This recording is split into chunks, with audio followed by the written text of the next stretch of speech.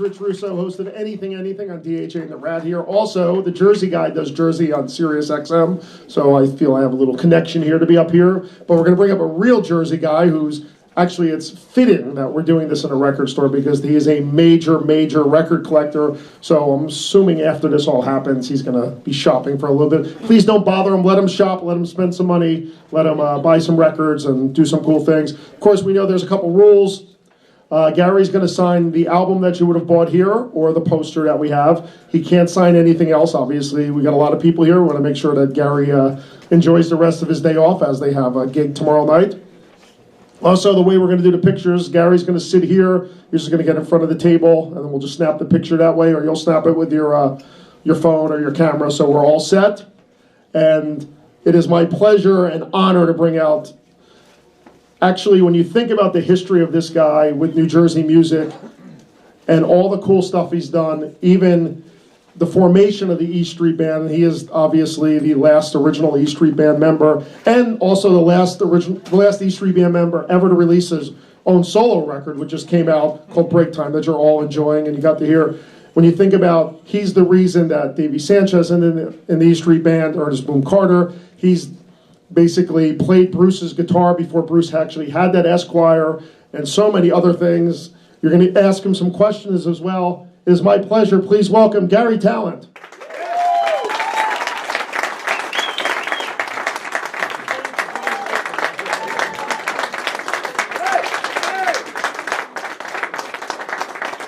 Hey, everybody.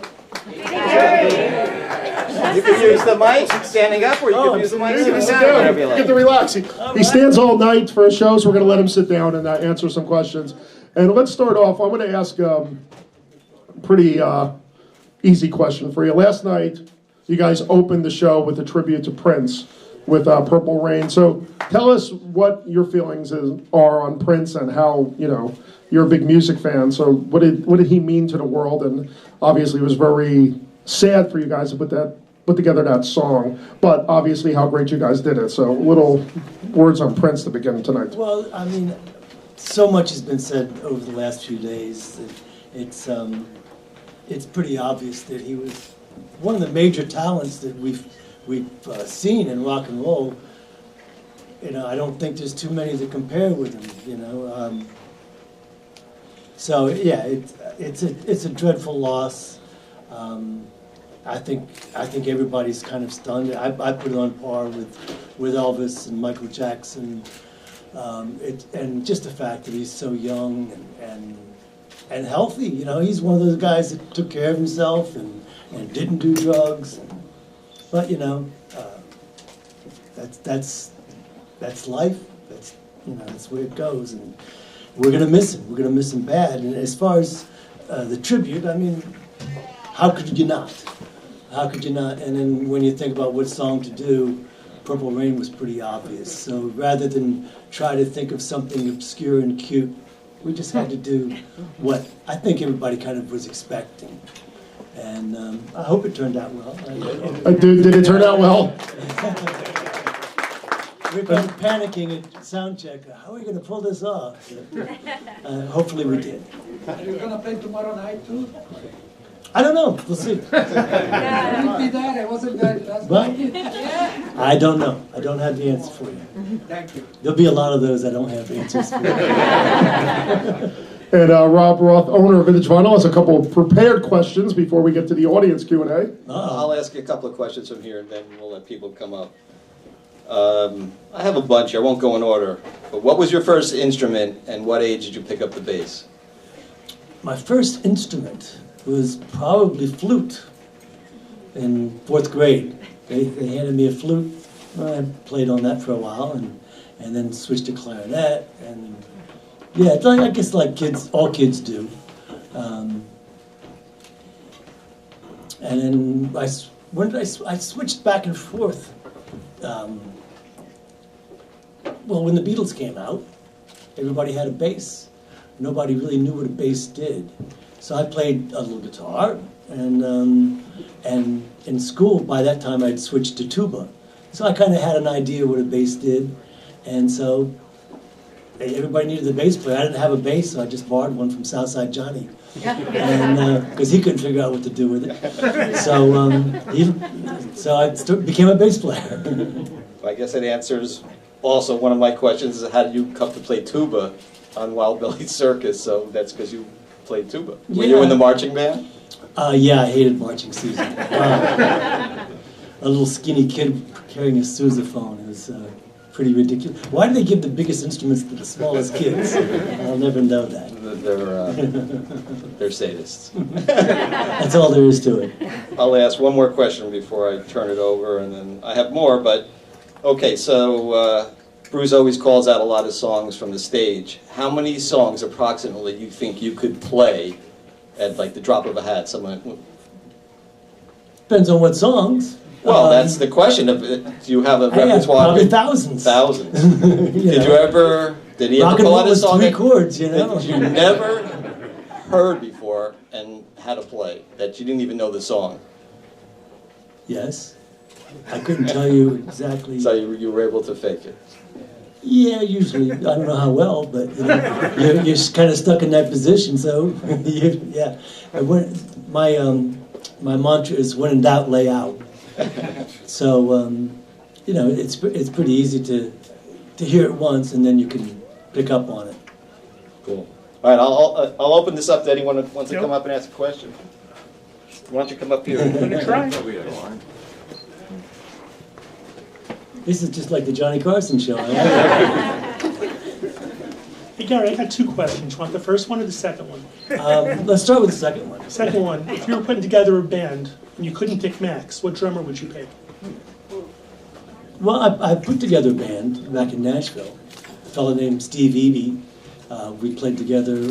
We just do covers and stuff. But he's a terrific drummer. He's from Memphis, and he really kind of holds the band together. We do covers of classic albums, and we only do them once. So we have like one rehearsal, and everybody just does their homework.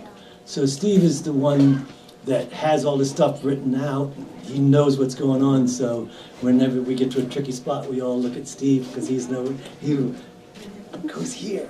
So, you know, there's Max and I have been playing together for a long time, so we're kind of joined at the hip. But Jimmy Lester played on this record that I did, and we played in different bands. We play in a Chuck Berry cover band, and we play in our 60s garage band, you know, things we just do for fun. But yeah, Max is unique, and I think that's the E Street Band, you know. A lot of great drummers, a lot of great musicians. I like to play with a lot of different people because you learn from every one of them. Okay, and if you can play any, what song do you, when you're looking at in the crowd and you see the sign, it's like, I'm hoping Bruce picks that sign. What's the song that you want to play?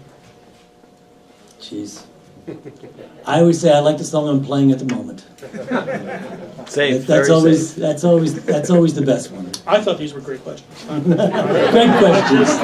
Thank you. Anybody else got a question? My name's Leon. Gary, you're awesome. I have a question. I'd like to know the writing process and how you contribute. Like, if we go way back to like a song like Rosalita or something, Bruce comes to you with a song. Does he instruct you or help you, tell you what to do with a bass, or you just go and you do that? How do you write that? How do you contribute to that? And how's the creative process with that, with a whole song like? For me, he's just always kind of left me alone. He said, "Here's the song," and you know, he won't even tell me what key it's in half the time. Run the tape, and so he's. I guess what it is, he doesn't really pay much attention to the bass, which is okay by me because it gives me a lot of freedom, and he only notices if it's not there. So I just kind of, you play the song.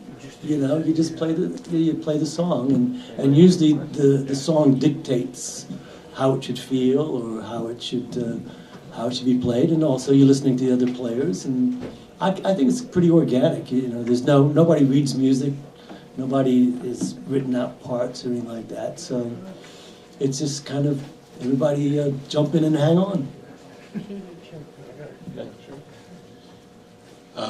Who were your musical influences? There's so many. When I was a kid, I was Buddy Holly was you know, I've listened to everything that he did thousands and thousands of times. But you know, Chuck Berry, Elvis, all the early rock and roll guys, I just couldn't get enough of. And then, of course, as I got older, and all the British bands, and you know, I love all kinds of music, and I've got a lot of guilty pleasures. You know, I listen to things by I don't know if you know who they are, the Fleetwoods. You're like, oh, geez, that's just great music, you know. You like what you like. And a lot of stuff that other people like. And I have a lot of friends that are big yes men. I never got it. You know, that's just the way it is. But music is art, and it's what you get out of it. And so, you know, I never say anything is bad if you like it. It's only if you like it, it's good. All right, I'm going to switch topics for a second and ask you a question. I know you're an avid record collector. What was the greatest record find that you came across? Ooh, that's hard. Gamble Records, Moses. Oh, God. That's the one. he found a record that I played on back in the '60s on some label I never knew it even came out on. So I mean, it's like it's all there's always. But the best, probably the most amazing thing that I just kind of came across by accident was the Johnny Burnett Trio album. The 10-inch or the 12-inch? The 12-inch. Okay, there's a 10-inch version of that also. I don't have that. Okay, that's a little tough. That's English, right? Yeah. Yeah, no, the American pressing. You know, I had some of the singles that I found. Remember English Town Auction? Sure. Is that still going on? That's where I started. Oh, okay. Well, we used to go out there, you know, with flashlights in the middle of the night, and I remember finding the first Johnny Burnett single. I knew him as a pop singer in the '60s, and I came across Train Kept a Rollin' in this box of records, and I never knew he did this raw rockabilly stuff, and then I got into that, you know, even as an older guy. I didn't know him as a kid, and then found the album. It's like the Holy Grail. And since you're talking about that album, let's talk about the Johnny Burnett Trio, Train Kept a Rollin' version, how that evolved into Fire. Oh, well, yeah, well, that's a secret. No. Secret's out. Secret's out. You said it on Sirius on my show, so okay. Everybody's heard it, but let's talk about that. Yeah, that's the trouble with talking with Rich. I get loose-tongued. No, if you slow down "Train Kept a Rollin'" by Johnny Burnett Trio, it goes. That's all. It's just another way of stealing stuff, which I do all the time.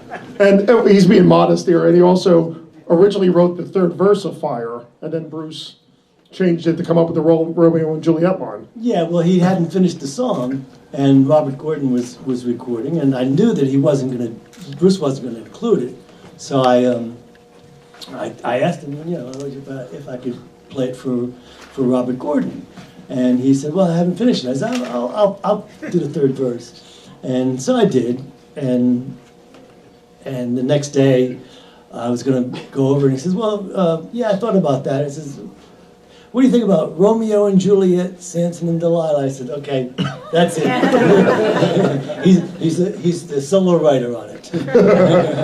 Next question. I'm pretty sure you've been asked this 1,000 times, but what does it feel like to be idolized by millions? I don't know. Ask Prince. Hi, Gary, fellow Neptune High School graduate. Hold after that you. against you. Yeah, with your brother, Stephen. Bruce from the stage last night said those would be the final two shows where they would play the full River album in Brooklyn. And your tweet today is going viral on the internet world about the European shows. Could you expand on that a little about what will the European shows be like then if it's not full River albums or the full River album? I heard it when you heard it.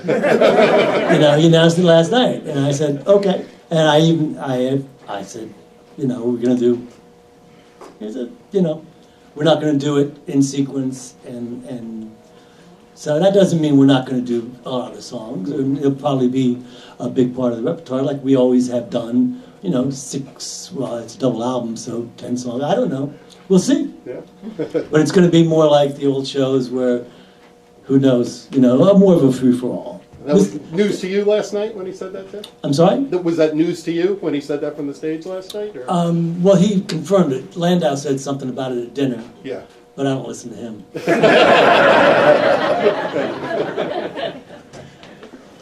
Hey, Gary. Could you explain how you and Vinnie Lopez and Danny Federici connected with Bruce in the very beginning, like really early on? Well, the Upstage Club was just, just a bunch of teenagers. It's kind of a coffee house. And, well, I knew Vinnie from high school, and we played in bands together in high school. And then after high school, we formed a Moment of Truth, and we were playing all the clubs on Kingsley Street, Student Prince, and all that kind of stuff.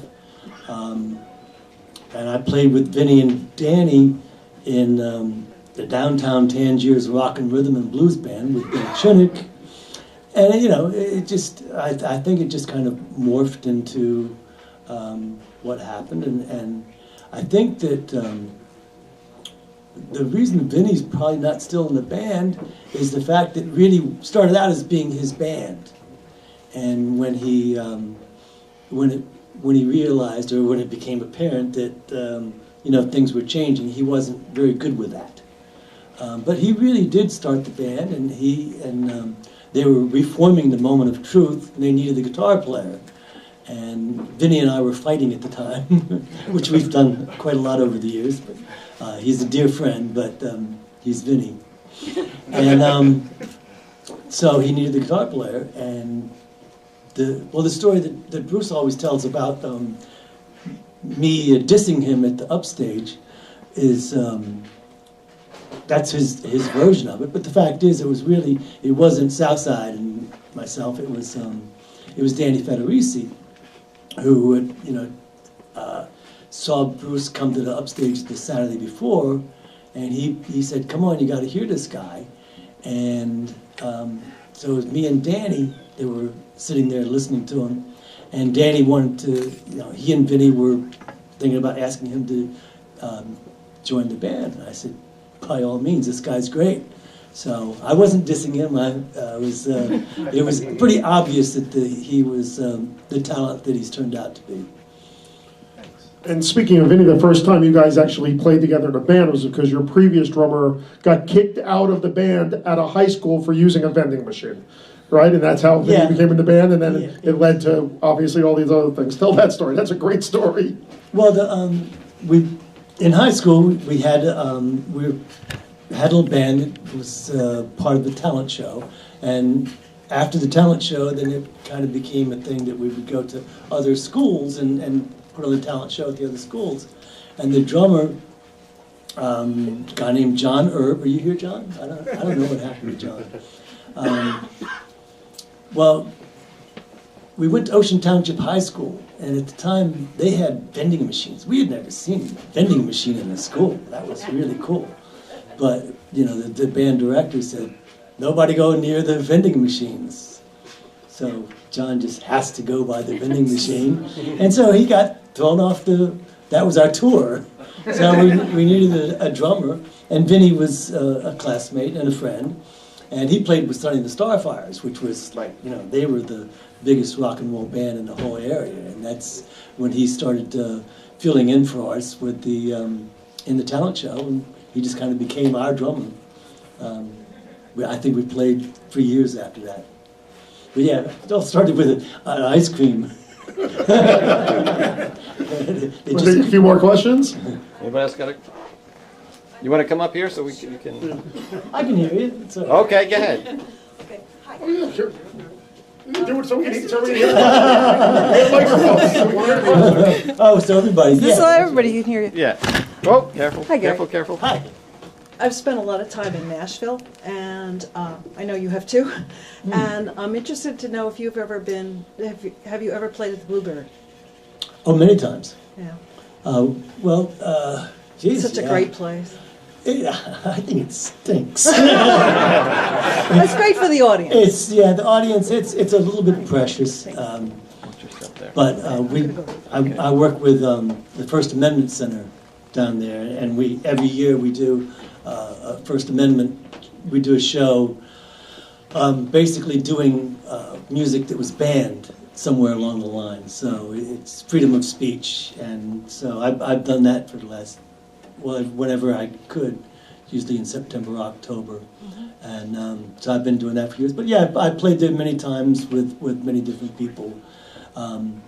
And it's because of the TV show, it's gotten so popular that it's always sold out now. I used to go there and hear, Michael Henderson plays there. Yeah. He's been playing there Monday nights for the last 25 years. And usually it was just kind of me sitting on the bar stool all by myself listening to this band. Now it's packed every night. Yeah. So good for Michael.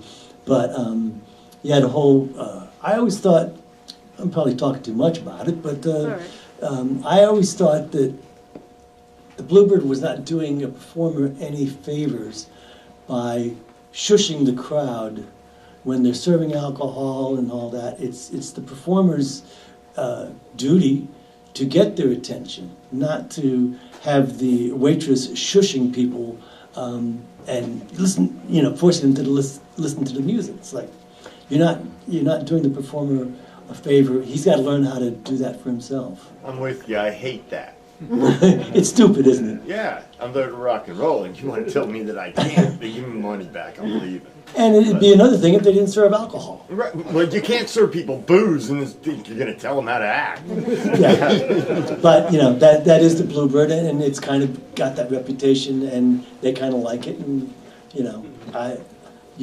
I'm not there on a shush night. I'm only there on anti-shush nights. Which makes those, because I got to go to Nashville, and I want to talk to you about something. Well, you got to go see Michael Henderson on Monday night, and it's hard to get in now. It used to be, but he's an amazing guitar player. He's always got an amazing band. Can you get me on the list? We can work on it. Michael's a pal. We shoot snooker together. No, I kid you not. All right, I'm a vet. I got something new and improved. I don't want to put it on the video, so I need to talk to you someplace else. Okay. There you go. It's in a super secret location in Colts Neck on the 1st of October. I need you. All right, but I know you live in Nashville. Always trust the man in the top hat. Oh, wait. See, this is the part where I firmly believe that the... Was that stovepipe hat? That's anyway. It's Lincoln. Okay? I firmly believe that the odds of someone watching you are directly proportional to the stupidity of your actions. So I'm willing to do whatever it takes. All right, I got there you go. Maserati will travel, So we'll close out the Q&A and we'll get you signing. I got Tom Cunningham up here. We all know Tom Cunningham from the Bruce Brunch. And coupled with the fact that Gary's album is sold out here, Tom is gracious enough. There are 5 copies left in the world of Tom Cunningham's Bruce Brunch 10-inch single, which is right there on that wall. These are the 5 copies left in the world of 500, the only ones left. So if you're so inclined, you want to buy that. But Tom Cunningham, of course, who probably has a bazillion questions for Gary because they've known each other forever, is only going to ask him one right now. Here's Tom Cunningham. Hey, Tom. Hey, Gary. It's a 2-part question. As we're here in this great shrine of vinyl, you really made it a point, obviously, to get break time out on vinyl, which is a beautiful thing. Knowing you, that's not a surprise. And like your thoughts behind that. And B, the record collection that you maintain with Southside Johnny. How are you the only guy on the planet able to get along with him and to keep this record collection in line? Well, who said I get along with him? Well, that's true. No, Johnny's one of my best pals. As I said before, when I was a kid, Johnny's, we always called him Mr. Bluster, but he's one of the sweetest guys on earth. And I was working in a music store, And he and his father came in, they bought a bass and an amplifier. And I sold it to him. So that's where I met him. I didn't know him in school. I was new in school, but I knew, and he was a friend of Vinny's, and they were close. So anyway, I just met him, got to know him there. And when I had the opportunity to join a band, they wanted me to play bass. And I didn't have a bass.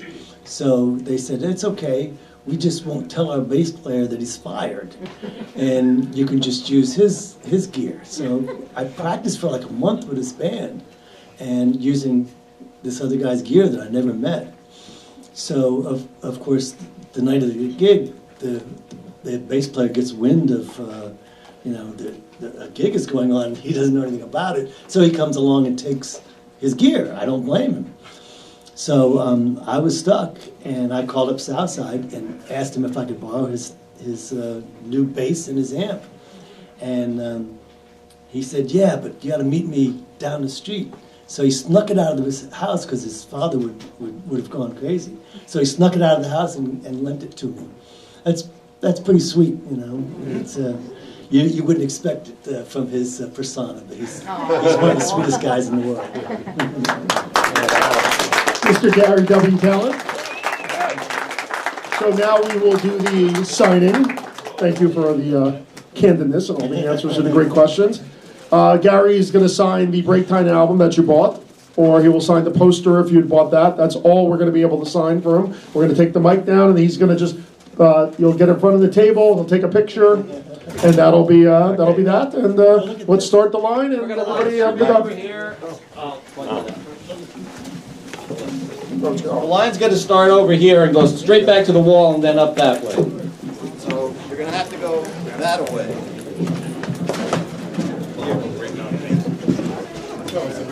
I just pulled the plug on it. I got it. It's all good. So you're good? All right, so you're going to be on that line. Right, and then we're just going to, you want me to go on the other side of it, or? Oh, Bernie will be here. Okay. I feel like I'm standing for me. So we got two restaurants? Get a nice crowd. Okay. Do you have a name that you want me to sign for, or just? One to Mike. Chuck. Okay. Ed, get on. I'll take a One picture. to Mike, one to Chuck. No, you can't go behind. Okay. Up here. Up there. I'll take a picture. Are you Mike or Chuck? I'm Chuck. Mike.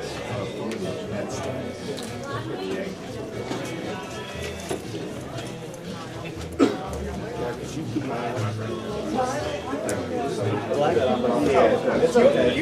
No, that's okay, because I'm going to cut it off. Let me get... You can pick any color you want. Sorry about that. I'll make them up for you. Oh, that's fancy. Good stuff.